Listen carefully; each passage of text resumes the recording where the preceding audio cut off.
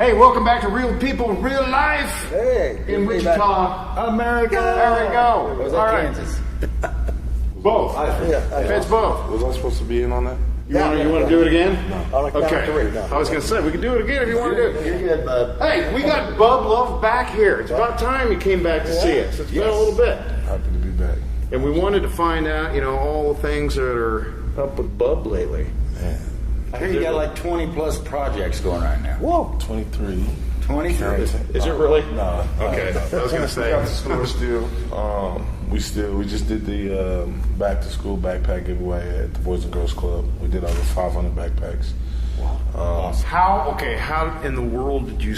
That's a lot of backpacks. Yeah, That's a huge cost. But then you're filling them with. Well, we got a group. We started a couple of friends of ours. It's called GYB, and it's called Got Your Back. And basically, we get everything out of social media. So, social media starts it. We make a couple posts, and It works, doesn't we it? take care of the community. I'll be done. Yeah, so social media is not all bad. It's okay. A lot of good things. But we just did that, and then we have we did our water bottles where we pass out to the homeless in the summer. Of course, keep them hydrated. I remember we were helping you a few years back do that. Absolutely. Oh, yeah. So we did that, and then we're planning for next year's summer lunch program. Every year we feed about 125 to 150 people, independent, just friends and family.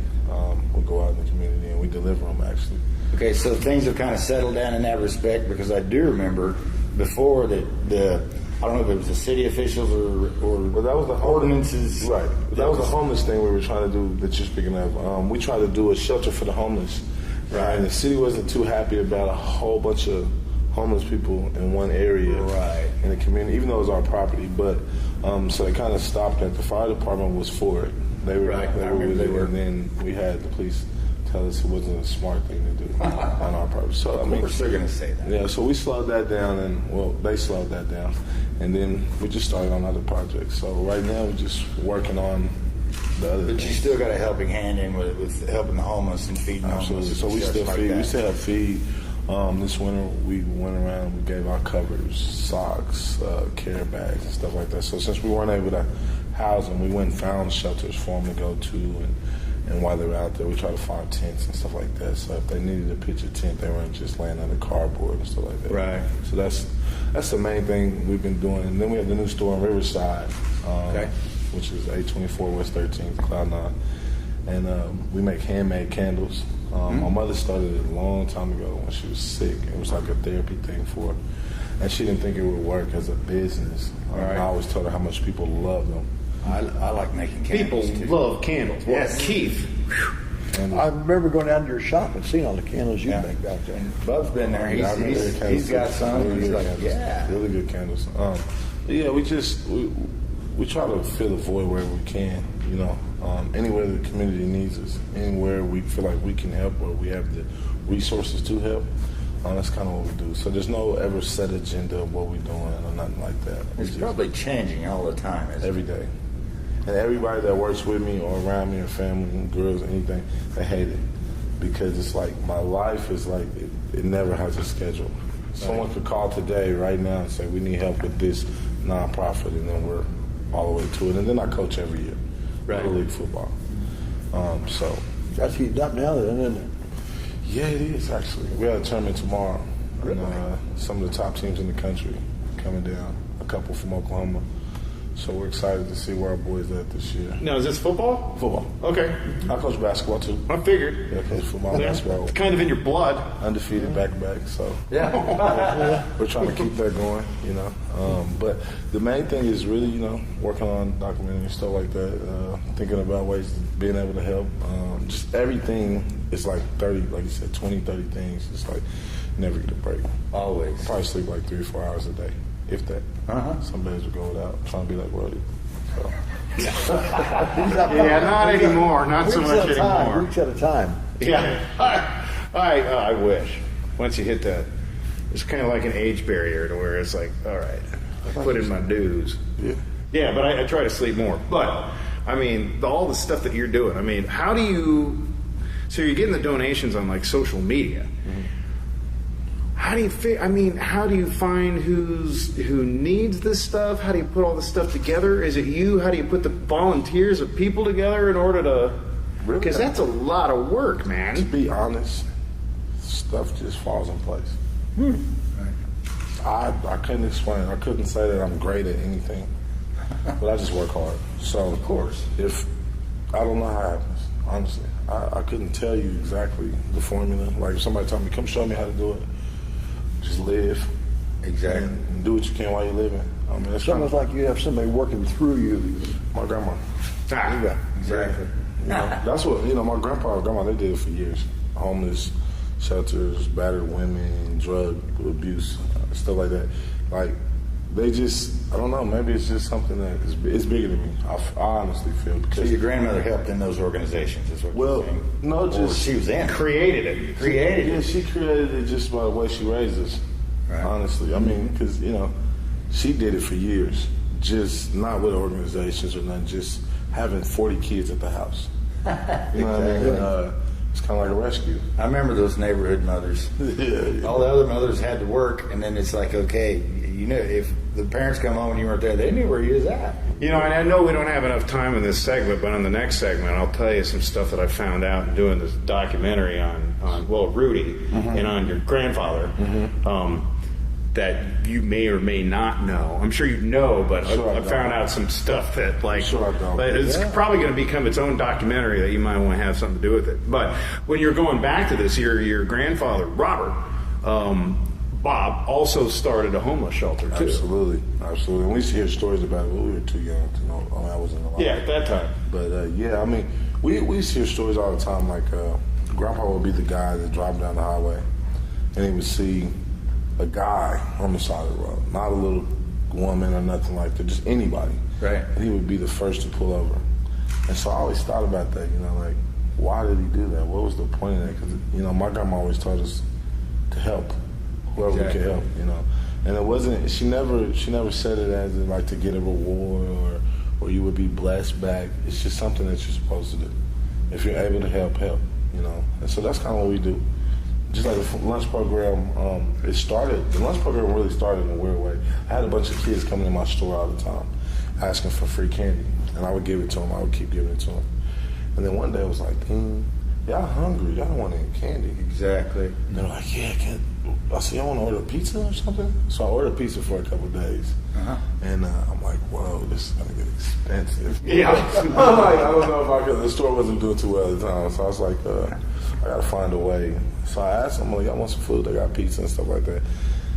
Then out of nowhere, I went home and I was like, babe, I need to come up with a way to feed them that doesn't cost so much because they're gonna continue to be hungry. Exactly. And this pizza thing is gonna only be temporary because there's no way I can afford to spend $30 every time someone says they're hungry, So we just built it slowly and slowly. And then, I had a couple nonprofits that I help out. So basically the main thing we do is try to, instead of building a nonprofit, I go to nonprofits that are small nonprofits that need help, need to find funding. So we kind of bridge resources and nonprofits. That's kind of pretty much all I do. So food does channel through there like that? Right, food, everything, everything. The only thing we don't accept is cash. We don't let anybody give us money. Right. Really? Right, no, we don't accept cash. Only thing People are going to go, you're crazy. Right, right. So if somebody needs school supplies, we just ask people to bring school supplies. Exactly. If we're doing water drive, we tell them to bring water. And that's a smart thing. That way you're not responsible for everybody. Well, where'd the cash go? Right. I never wanted to get on that part. Like, that was one thing I was like, nah, I'm not handling people's money. I'm not doing that. Right. So, the thing is, bring what we need so we can give it right away to them. That's kind of been and if you do donate to those nonprofits that we're working with. Exactly. That way they can channel through there. Exactly, so they can document it, how it's going. So, I mean, that's the way we kind of work. Right. Most of the time. I remember you talking with me and Robin, like you said, it was a couple of years ago, and it sounds like things have kind of smoothed out. Maybe it never really does. It's just, like you say, it just falls in. Yeah, I mean, it's smoothed out, but it's got more hectic in other ways. So, it's kind of like a balancing that. Sometimes it's smooth this way, sometimes it's not. Every day. So now the rougher part is the store.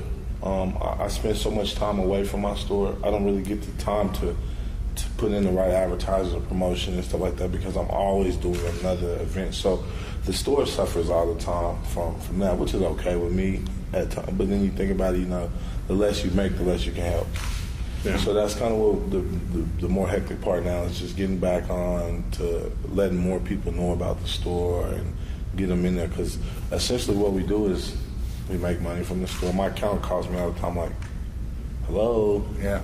Need some cash flow. We need to make more money. You're doing too many programs. So. Well, let's take a break right now. When we come back, let's have you talk about your store and where it is and all the stuff that you got over there, so people can go in there and you can get more business, so you can spend it more on kids' pizza. Go in there and donate. Coming back here on Real People, Real Life. Welcome back to Real People, Real Life. Yeah, good job. All right, man. First time for Keith. Yeah, I'm next. Okay, you gonna do it? No, that's great. You can take us out next time. Well, I'm up to the outro. Yeah. I did one earlier. A different show. This show, we need one from you. Okay. Yeah, we could.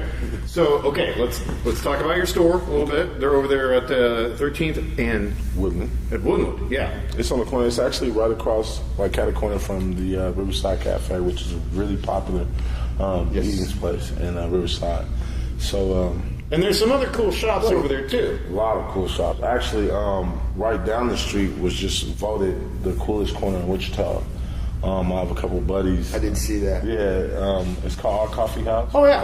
And Songbird just Really brightly colored, I see. Yeah, it's an amazing place, best quality, and it has a great feel to it. The whole Riverside thing. Yeah, ours has been around in several different versions. Right. It was before it was the Perk. Yeah, Riverside I Perk. grew up walking down the street from my grandma's house to go get her stuff from the Perk. Well, your grandma's house is 1 block away. Yeah, you can see it from her front porch. Uh-huh. So, yeah. But the store is, the name of it, Cloud Nine. Yep, Cloud Nine. And Love and Company candles. So basically what we've done is we kind of made the inside look a lot better. We put wood floors down. We got brand new glass, water pipes and stuff like that. We had things with the city going on. Every store in the city did. I was wondering about that, yeah. And so we're getting back into that. But the candles are what kept us alive this whole time. Handmade. Mom started making them about, I think it was like 1996, 95. So it's been around a little bit. Is she still helping out? Is she still doing that? Yeah, mom is more in an executive role. Mom's not touching wax anymore. She smells. She smells and tells me if we're doing a good job. Mm-hmm. Yes and no. A little more, a little less, a little. So we kind of, our specialty is we infuse our candles with natural herbs. So St. John's wort, valerian, chamomile, any type of herb you bring, I can infuse the wax with it. We use all natural, top grade soy. We also make wood wicks, and we also use cotton wicks. We just got our website up, and it's kind of saving my life right now. It's My Cloud Life, MyCloudLyfe, mycloudlife.com, and it has the candles on there. You can make custom pillar candles if you don't want them in glass and stuff like that. So really, what we do now is any way you need a candle, we'll make it. So you design it. I design it. Been there. I make it, design it. We make the labels. That can be a lot of fun and a lot of work. Oh, it's a lot of work and it's a lot of fun. It's a lot of fun because I never thought I'd be doing something that I used to think was For your mom? girly. I thought it was girly, because I grew up, I watched my mom doing it. I'm like, candles. I was talking to my brother the other day. I was like, I never thought I would be selling candles. And that's why I say stuff kind of just falls into place. Yeah. Because candles. Well, I mean... but candles, there's nothing about my family says candles. It's music, sports. Right. Manufacturing candles. I'm the candle. I remember my first basketball candle that I made, and I was probably 7 years old. Mom comes home, and she's making jelly. Well, back in the day, they took beeswax after they made the jelly cool, and they sealed it. Mm-hmm. And she had made some jelly, and she's like, "Where's my beeswax?" And I'm like, I don't know. She was, what's the candle? Your beeswax, Mom. And that, that's another thing. If you go on a website, it'll say soy and beeswax. So the beeswax candles that we make are also all custom. So we don't normally stock the store with beeswax candles. It is expensive. It's very expensive, and the demand for it isn't the same as soy. At least not with us. Right. But when people, then you have a certain clientele of people that want just beeswax candles. So they make custom orders and stuff like that. So beeswax, and I didn't know that they were so good either. The beeswax candles. And really what I did is I took what my mom did and I just started playing around. That's how we got the wood wicks. We started coloring. We started putting designs on the side of the candles and stuff like that, infusing them with the herbs. So basically I just took something that, and the craziest part about it was something that I always used to see her do. She would give out gifts, candles to people and stuff like that. Right. And I used to tell her when I was a kid, like, you should be charging people for this. I mean, it's really good. The whole house smells like whatever the scent is. So she's giving that's a story of your family's life right there. Right. You should be charging for it. Quit getting ripped off, Love family. Right. Let's make some money. Right, a lot of love. But the thing is like it was more of a, like I said, a therapy thing for her. Yeah. So, in the store, like, we're more of a cultural shop. We like to teach a lot of different stuff. So, we've had the North High Business class come down. I'll talk to them. I graduated from North. Oh, they're just right there. Yeah, right down the street. And they came down and we got to talk to them because I wasn't the best student. Per se. But I did put my store on the same street on my 10-year anniversary, so I felt good about that. Okay. Yeah, there you go.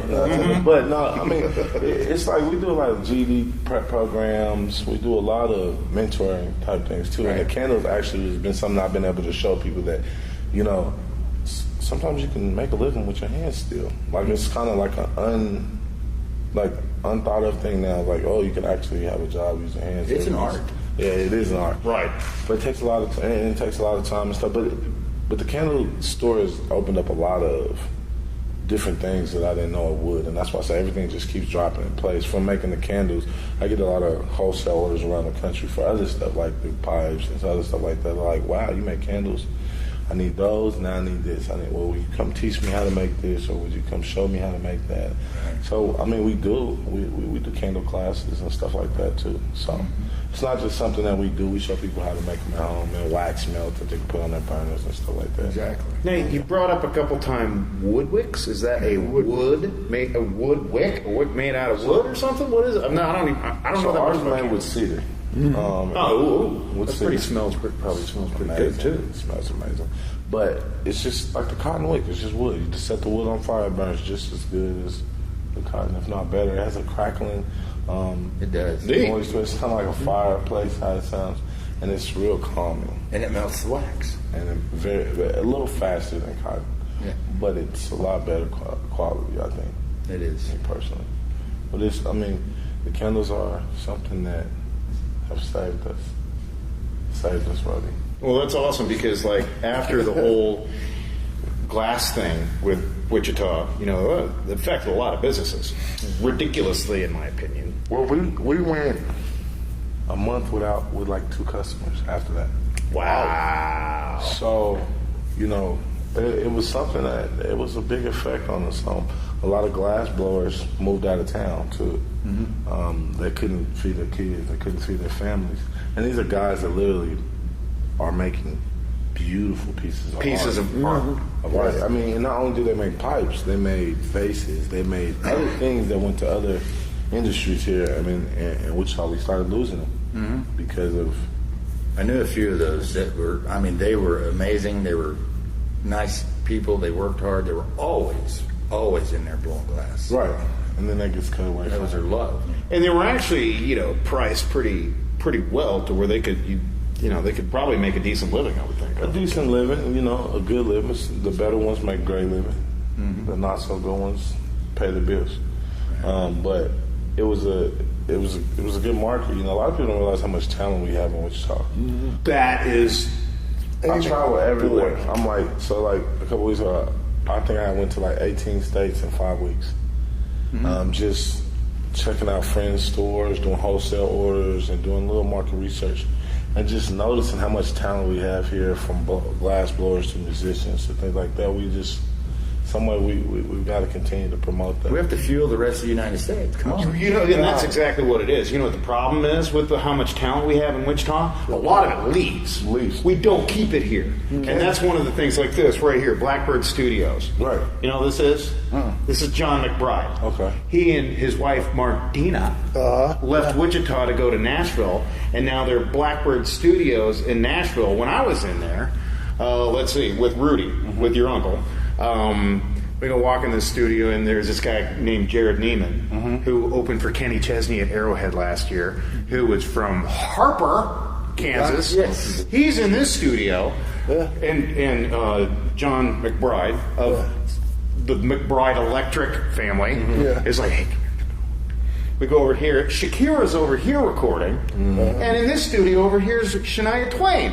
Wow. And they had 9 other studios in there. And that could be here in Wichita. That could have been here in Wichita. See, and that's another thing I always look at. Even in sports, we have so many talented basketball, football, baseball, soccer players from the city that's not recruited by WSU. They don't go to any of the state schools, K-State, KU.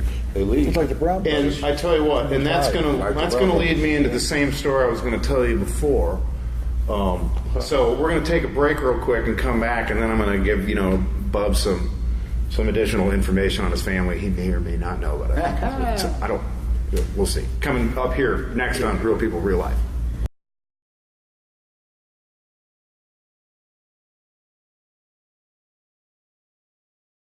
Welcome back to Real People, Real Life. We're here in Tapin in Wichita, Kansas, America. We got at Mine Fire. We got the amazing Bub Love with us today, talking about what's going on in his life.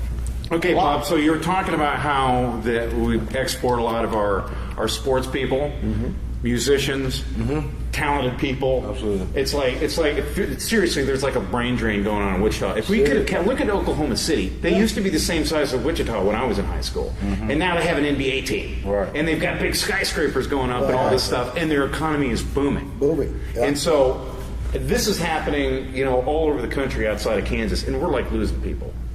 Not to get into a governmental thing or anything like that, but kind of in shooting this documentary, which is on your uncle, but on your family. I mean, you've got like 8 to 10 family members who are actually in this movie. There's thousands of them, and there's a lot of Love family members. Yeah. So that's why I have to get this movie done, or I'm in trouble. I'm going to have a lot of people mad at me. But so what I found out in shooting this.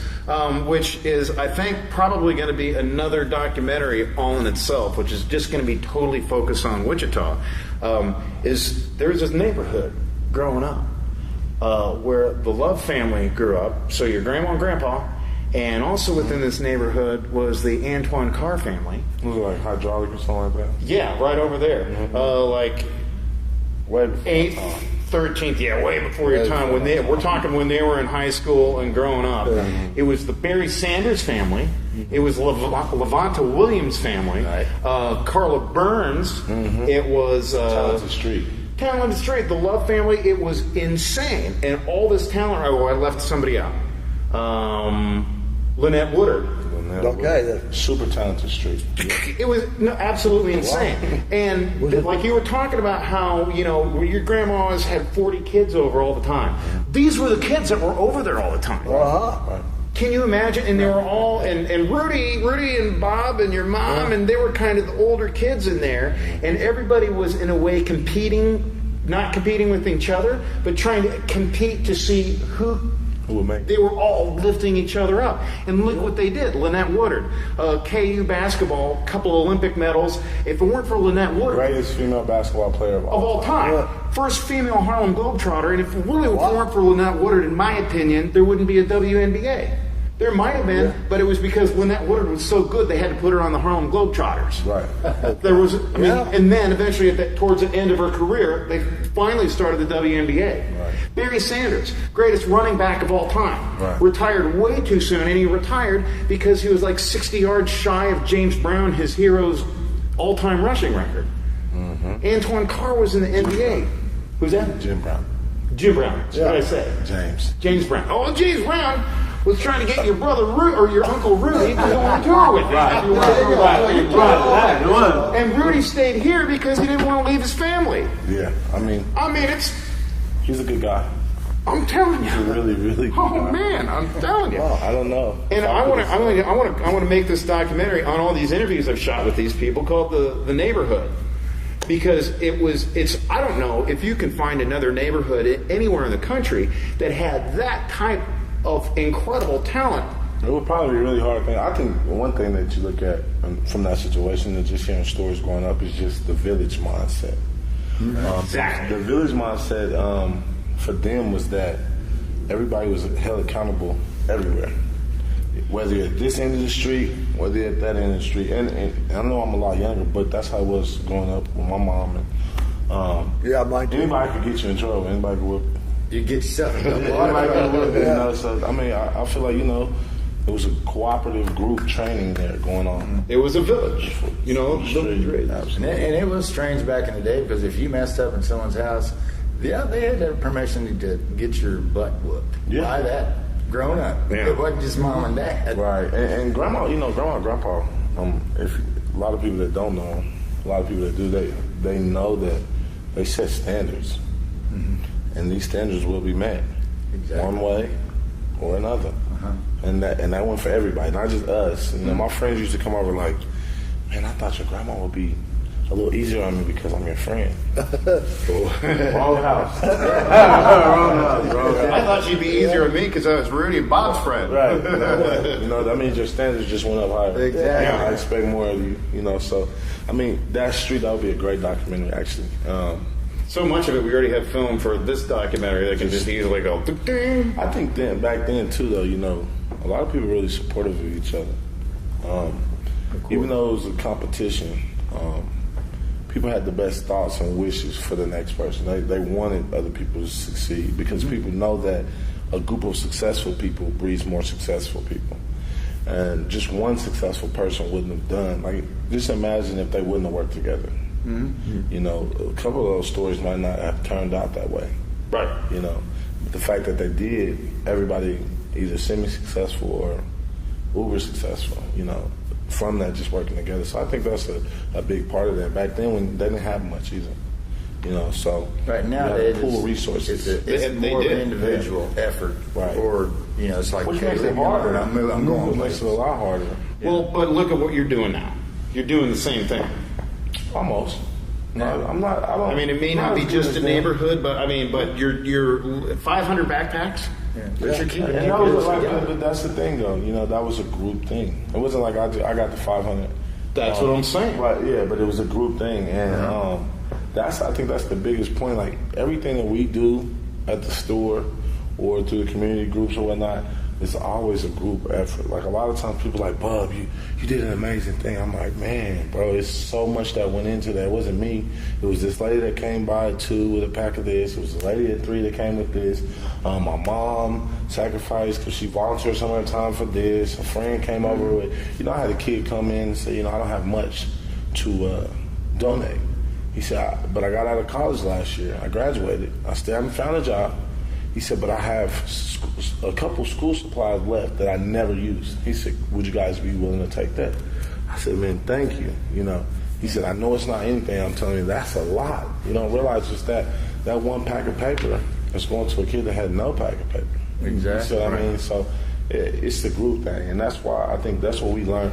That's the number one thing about being in love. A lot of people understand is there's no room for egos. And there's no room for stars, really, to me, because there's so many of us that are good at things. So, one person is not important. So we always got taught to work together as a group, That would be totally horrific if this whole city came together like that, wouldn't it? It's terrible, huh? It would Terrible. it would be a trendsetter for the whole United States, or we would all just be done away with because One or the other, like, huh? no, we can't do that. You utopian. Yes. Come on, Keith. I'm out of here. The thing is, working together is not so bad. It doesn't hurt. No. I tried it. It feels all right. I mean, it doesn't. I mean, it really doesn't. Like, I don't know what makes people want to work by themselves. That's kind of lonely.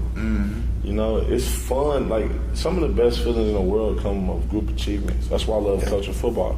Because at the end of the day, you know, when the kids win collectively, they pat each other on the back. Good job, man. And those are bonds. Like, you know, Uncle Rudy and them, they played baseball back in the day. It wasn't so much of a basketball or football thing back then. It was more baseball. But a lot of those kids they played baseball with, they grow up and they know to this day are congressmen, senators, doctors, lawyers, you know. And it just comes from those group activities that build teamwork, diversity. A lot of things come. A lot of character. Exactly. A lot of character. A lot of culture that comes from it. Because you get to learn about different people. So if you have different ethnicities, different beliefs all on one team, you put that together. You know, you're sharing your culture with everybody. So people become more cultural. You know, so that's kind of the thing with our families. They're so big. Everybody's bringing something back to the table. Like, hey, I learned this. I learned that. I learned that. What you learned? I learned that. So show me this. You know, you broaden your horizons. Exactly. What you open up so many more doors when you do that versus sitting back trying to be just that individual that's that good. That's the best one. Right. You know, and you can still be the best with a group. Yeah. I mean, and the group can be the best. Exactly. You know, when my uncle took me to California for the first time, I got to meet Uncle George and Uncle Seal, Sly Stone and George Clinton. But when was that? I think it was 09. Oh man, was that when Rudy too was out there? Did you go at the same time? Funniest thing is when he went with us, but he was so in love with LA, he flew back and started working to save up money, and then he moved there.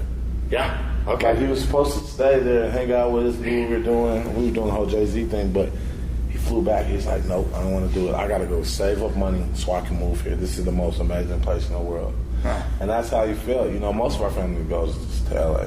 I don't know why, but LA is kind of where we migrate to.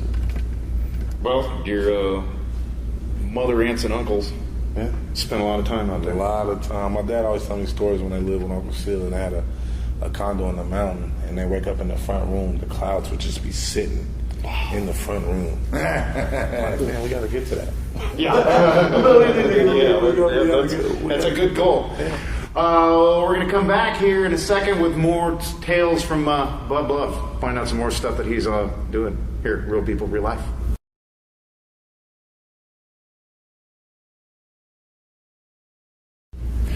And welcome back to Real People, Real Life here in Wichita, Kansas, America.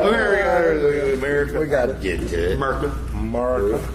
Sitting here with Bub Love, keeping us up to date on everything he's been doing, from backpacks, 500 backpacks for kids, school. How many? 150 lunches? This summer for kids or anybody that's like elderly. This year we did it a little too. different than we normally did it. We let some churches do it for us. This year we didn't have as many donations for the food, so they had some, we had some, we put it together. Great. We made it work. But I got a couple new businesses coming. What do you got? Let's hear about this, and plus also we got to hear about some of your music stuff. Okay, the new business is basically Fun Ice. What it is smoothies, frozen drinks, fresh fruits, kale, spinach, all stuff like that. But it's fun and tastes really good. You know, one thing about healthy food and drinks and stuff is they're nasty. You know, My wife makes me drink kale. I love kale. Well, I grow it. I had so much of it. I wish I would have known that because I didn't know what to do with it. But you'll get another growing here pretty What's the soon. goal? Yeah. The goal of the new business is actually we'll have cheesecakes and it'll have a lot of carnival foods there, but it'll be at Cloud9. Oh, great. Right, so it'll be at Riverside, but it's also, so we do a lot of festivals. So we'll be a moving company. So every festival that we can find, we'll have a booth there, and we'll be doing that. Mm-hmm. So that's a new thing. It's a real fun company, actually. I started it about a year ago when I first started, and we were supposed to already have it open. But a couple other things happened with the store and just the community events. We had to postpone it a little bit, but we're back to doing that and things like that right now. So, do you have a truck or do you have a truck? No. It'll be inside of Cloud9. Oh, okay. It'll be in. You walk in. There's a window cut out. You order, right. You order through the window, and it'll come from the back. But yeah, it's a pretty neat thing. But the booths that we do at the festivals, it's just a table right now, set up booth table. But it's a great idea actually. I think we may make more money doing that than candles. Wow, so, no kidding. Absolutely. The one time that the test run we did, I think we made about $2,000 in like 2 hours. What? So, Insane. right. And we kind of donated it all to this Black Women's Defense thing. We part of it to that, and then to another group that we work with. So, I mean, it's just ongoing business. Trying to figure our way out through this world, this thing we call life. But the music is... Yeah, what do you got going now on that end, too? There's a little bit of music that runs in your family blood as well. Well, right now the music, we have a new imprint that we're working on. It's called YF. It's Young Forever, and it's different genres, from rock, rap, R&B, country, whatever it is. Just the youth. The goal is the goal is to bring that out. Like our family, we're singers.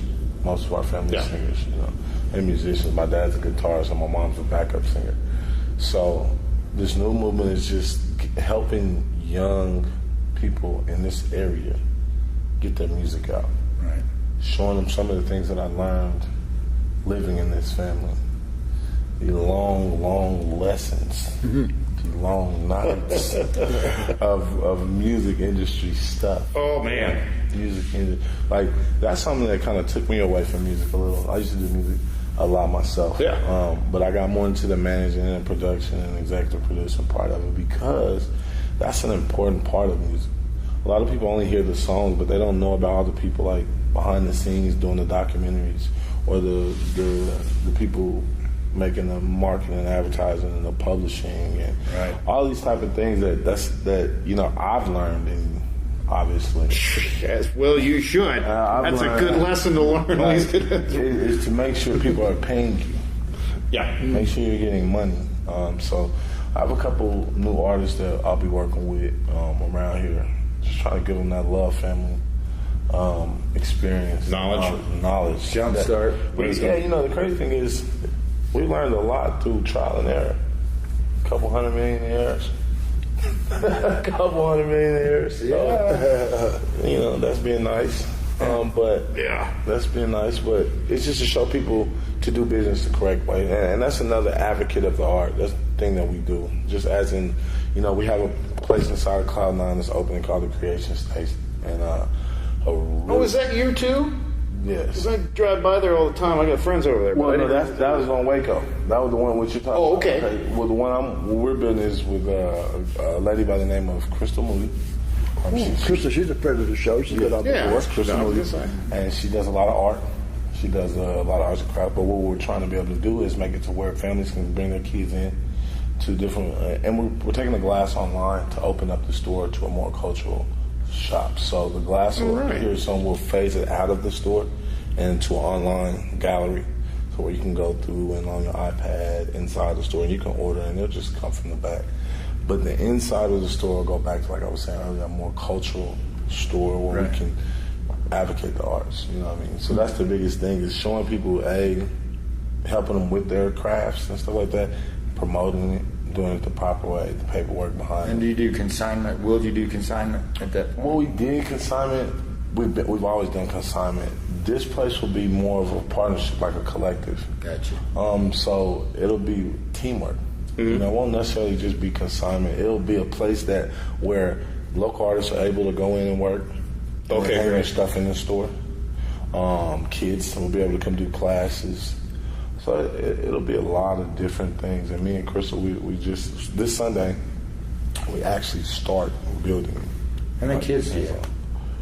Kids, me personally, one. I have a son. If you're going to keep building this business, you better get more kids. It's crazy. It's when I get some free labor. No. Absolutely. Yeah. My son, it's crazy. He's 6. And we do not promote child labor at all. Gotta be good. Gotta be With good. my son, I promote it. Yeah. No, but, My kid's going to mow the lawn. right. The first, when he was 2, he was helping at the store. Yeah. Good help, actually. Son handed me that screwdriver, hammer, because I actually built my first store by hand. Mm-hmm. So it was a lot of help then too. So one's not bad. I wish I had more sometimes, but then I think about bills, Yeah, school. school, and teaching. Uh-huh. I always ask my grandma, "What did the Lord want me to teach a kid? I don't know if I have anything to teach a kid." She said, "You'll figure it out." Yeah. Sounds like you got a lot because you got a lot of stuff going there. Right. That's why I call him Saint Bub. Mom hates it, right? Mom hates it, right? But you know, the creation station is going to be dope because it allows artists. Like I said, a lot of artists are starving artists, so they don't have a place to sell it. Right. And that's kind of how I felt with the glass at first. It wasn't about pipes to me. It was that there were so many glass blowers here that didn't have anywhere to sell their Market stuff. their stuff, right. They had a few places, but we needed more, and Riverside didn't have any. So the goal was to bring that type of, Riverside's an artsy place. It is. Absolutely. So not to have any art galleries there, any glass blower galleries there, I mean, that was crazy to me. And my grandma's been in that neighborhood for 50 years.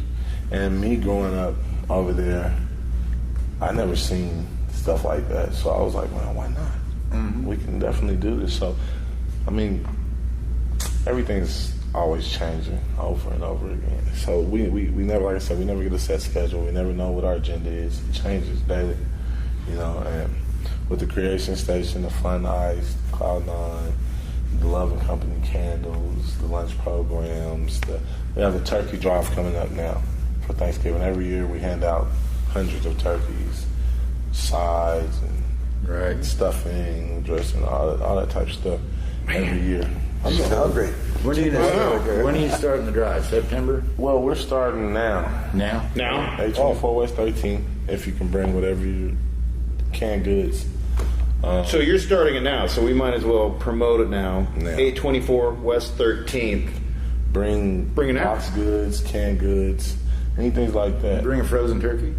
Well, if you bring a frozen turkey right now, is it still going to be good, Bob? It'd be good if it's frozen, but you're going to have a lot of space to store frozen turkey. We always find space. We have a couple churches and that store stuff for us. The Boys and Girls Club has helped out with. We did the last backpack drive. See, another thing about the backpack thing, this is the 4th annual. We've done it 4 years in a row, but we also cut like a couple hundred kids' hair, and we do a couple 100 girls' hair as a style in the same day. So There's a lot of stuff going on. Yeah, in case you feel, what would I say? I think we set a record for the longest time. Bub is sitting in one place doing one thing. I know, yeah, no kidding. It's like I feel like I'm holding you back now, man. I leave here and I go straight to football practice. He wants to do 4 more segments. That way you can sit down and relax a little. Right, I was just thinking like, man. Well, it's a good thing we're out of time here. I'll tell you. Well, Bub, thanks for being on the show again. It's great to see you. Great to hear what you've been up to. Oh my God. Have you contact him where? Well, you can contact me on mycloudlife.com, MyCloudLyfe, Adrian Love on Facebook, Bub Love on Twitter, Facebook, Instagram. And you'll get back with these people. Yeah. Or you can call 316-519-8735 and call me directly. All right. Or go by the store. Buy some candles. Support the cause. Please buy candles. You got to do We need that 23 candles. times. Yeah. All right. And then we do weddings, custom orders, anything you need done, candle arrangements. I have people that have huge houses and we make 40 candles a month for them. So just give me a call. Google him Google if you need to. All right. We will see you next week on Real People, Real Life. Amen. Hey.